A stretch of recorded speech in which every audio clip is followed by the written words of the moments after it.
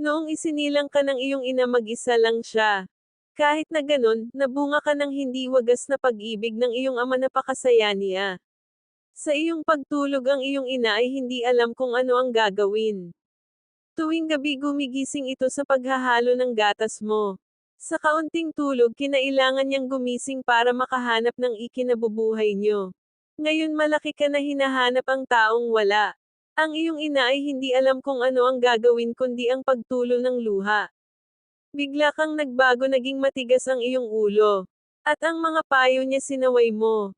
Hindi mo man lang naisip na para sa'yo ang kanyang ginagawa. Dahil ang gusto mo ay ang layaw mo ay masusunod hindi mo siya pinapansin. Lumipas ang mga araw at naligaw ang iyong landas. Nalulung ka sa masamang ugali. At nilapitan mo ang iyong nanay na umiiyak. At tinanong ka anak bakit ka nagkaganyan? Saan ba ako nagkulang? Hindi mo ba naisip na kinaya kong mag-isa?